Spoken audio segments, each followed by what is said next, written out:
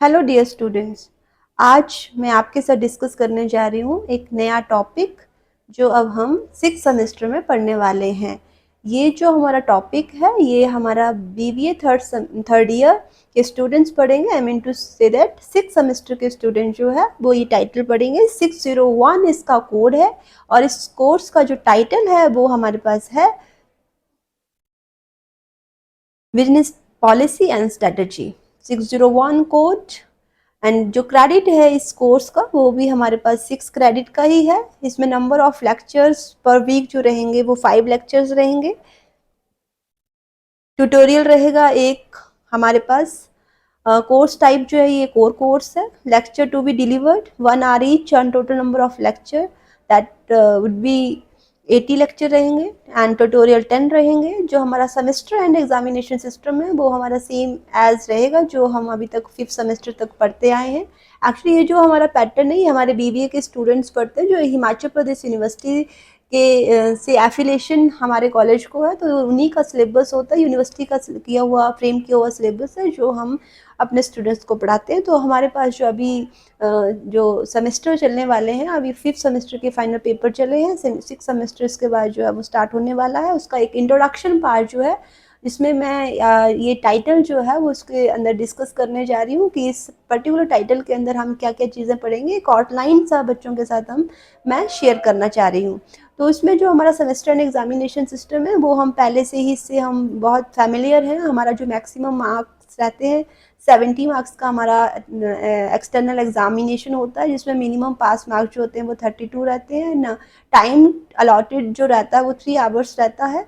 और हमारा जो कंटिन्यूस कॉम्प्रिहेंसिव असेसमेंट रहती है जिसको हम सीसीए बोलते हैं, उसका जो पैटर्न है वो हमारे पास इस तरीके से दे रखा है। टोटल सीसीए जो है वो 30 नंबर की रहती है। उसमें से माइनर टेस्ट जो है वो 15 मार्क्स का रहता है। Class test, tutorial assignments, marks और other assignments given to the students by the teacher वो भी हमारा 10 नंबर का रहता है। अटेंडेंस जो रहती है दैट इज़ 5 मार्क्स की रहती है। इस तरीके से जो टोटल हमारे पास रहता है वो 30 नंबर की जो हमारी इंटरनल असेसमेंट और सीसीए रहती है। अब हम बात करते हैं कि इसके अंदर जो है हम क्या चीज़ें पढ़ेंगे। बिजनेस पॉलिसी एंड स्ट्रैटेजीज को हम क्या चीज़ पढ़ेंगे, जैसे कि हमें पता ही है। सबसे पहले हम बात करते हैं कि what are the objective of this title, कि ये टाइटल जो है बच्चों को क्यों पढ़ाया जा रहा है, इसके अंदर क्या चीज़ें होंगी। तो ये जो टाइटल है ये एक स्टूडेंट्स को to equip the students with the necessary insight into designing the strategies for the organization and linking the organization strategy with changing this environment. The course will focus on the Indian cases, approaches and the experience. जो हम बहुत सारे इसके अंदर जो है cases, case studies जो हम डिस्कस करेंगे। हम कुछ रिव्यू भी कई ऑर्गेनाइजेशंस की हम रिव्यू स्टडीज़ भी करेंगे, रिव्यू आर्टिकल्स भी हम देखेंगे। तो हम उसमें देखते हैं कि कंपनी की क्या पोजीशन थी और उसने अपनी स्ट्रैटेजी को री इंजीनियरिंग किया और उसके बाद उसकी कंपनी की क्या पोजीशन हुई। तो हम सारा कुछ पढ़ेंगे। जैसे कि हमें पता है जो हमारा कंटेंट रहता है वो एज इट इज़ 4 यूनिट्स रहती है हमारे पर्टिकुलर टाइटल के अंदर। Unit 1, 2, 3 and 4। अगर मैं यूनिट 1 की बात करूं तो हमारे पास यूनिट 1 में थोड़ी सा बेसिक इंट्रोडक्शन रहेगा, that is nature and importance of the business policy and strategies, introduction to the strategic management process रहेगा एंड बहुत सारे कुछ रिलेटेड कॉन्सेप्ट्स रहते हैं। Characteristics of corporate business and functional level strategies, जैसे कि हमारे डिफरेंट टाइप्स ऑफ स्ट्रैटेजीज होती हैं जिसमें कि मेंशन कर रखा है corporate business and functional type level की स्ट्रेटजीज का हमने करैक्टरिस्टिक्स और उसकी डिटेल स्टडी करनी है, उनकी एप्लीकेशन पढ़ना है।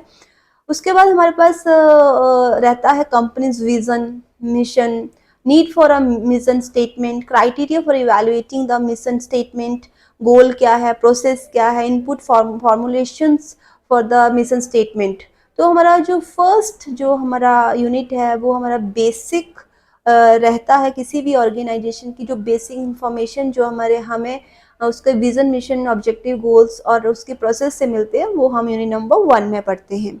यूनिट नंबर 2 के अंदर हमारे पास एनवायरमेंट एनालिसिस रहता है और उसके एनवायरमेंट एनालिसिस करने का मतलब उसमें जो भी हमारे प्रॉब्लम्स रहती हैं उसको हमने डायग्नोज करना है analysis of the companies, external environment का इम्पैक्ट देखना है ऑर्गेनाइजेशंस पॉलिसी एंड स्ट्रेटजीज के ऊपर। देन इंटरनल एनालिसिस भी करना है हमने, और इसकी importance of organisation capabilities, competitive advantages and the core competency हमने चेक करनी है ऑर्गेनाइजेशन की। इसमें एनवायरमेंटल एनालिसिस को और उसकी डायग्नोसिस की और उसकी मेजर्स की बात की गई है, जिसमें हमने इंटरनल एंड एक्सटर्नल एनवायरनमेंट को एनालिसिस करके उसकी एडवांटेजेस और कॉम्पिटेंसेस को चेक करना है। सिमिलरली अगर मैं थर्ड यूनिट की बात करती हूँ, उसमें हमने formulation of the competitive strategies को फॉर्मुलेट करना। कॉम्पिटिटिव स्ट्रेटजीज को फॉर्मुलेट करना, हमारे पास डिफरेंट स्ट्रेटजीज भी हमारे स्ट्रेटेजिक मैनेजमेंट की पर्टिकुलर बुक में भी दे रखी है। वैसे इस टाइटल को चेंज किया गया है बिजनेस पॉलिसी एंड स्ट्रेटजीज के अंदर, पर इसका जितना भी सिलेबस है वो स्ट्रेटेजिक मैनेजमेंट के अंदर पहले रहता था। तो जो हमारे जो भी हमारे ये Michael E Porter's generic competitive strategies हैं वो हम इसमें पढ़ेंगे, उसकी इम्प्लीमेंटेशन पढ़ेंगे, कॉम्पिटिटिव स्ट्रेटजीज की ऑफेंसिव पढ़ेंगे, डिफेंसिव मूव्स भी पढ़ेंगे, फॉर्मुलेट ऑफ कॉर्पोरेट स्ट्रेटजीज पढ़ेंगे। देन उसकी introduction to the strategy of growth, stability, renewable types of growth strategies पढ़ेंगे, जिसमें concentrated growth, product development, integration, diversification, types of renewable strategies पढ़ेंगे, retrenchment and turn around strategic fundamentals for the of mergers and acquisitions. तो ये हमारी unit number 3 के अंदर जो है वो इस तरीके से चीज़ें रहेंगी, जो कि एक बहुत ही कॉन्सेप्चुअल एक यूनिट है, जिसके अंदर हमने बेसिकली कॉन्सेप्ट्स को अंडरस्टैंड करना है और उसको प्रैक्टिकली जो हमारे कॉर्पोरेट वर्ल्ड के अंदर जितनी भी ऑर्गेनाइजेशन है उसके अंदर हम इम्प्लाई करके, उसके ऊपर हम स्टडी करके उसके हम स्कोप्स एंड उसकी लिमिटेशंस हम इसमें देख सकते हैं। हम थोड़ा सा प्रैक्टिकली भी इसको कर सकते हैं, और ये बहुत सारे कॉन्सेप्ट इसके अंदर हैं, ये इंटरेस्टिंग बहुत है। देन हम यूनिट नंबर 4 की बात करते हैं, जिसमें हम स्ट्रैटेजिक फ्रेमवर्क की बात करते हैं, स्ट्रैटेजिक एनालिसिस एंड चॉइसेस की बात करेंगे, स्ट्रैटेजिक गैप एनालिसिस रहता है, पोर्टफोलियो एनालिसिस रहता है, जिसके अंदर हम BCG matrix and GE matrix की बात करेंगे, प्रोडक्ट मार्केट इवोल्यूशन मैट्रिक्स की बात करेंगे, एक्सपीरियंस कर्व की बात करेंगे, डायरेक्शनल पॉलिसी मैट्रिक्स की बात करेंगे, लाइफ साइकिल पोर्टफोलियो मैट्रिक्स की बात करेंगे, बिहेवियरल कंसिडरेशंस की बात करेंगे, affecting the choice of strategies.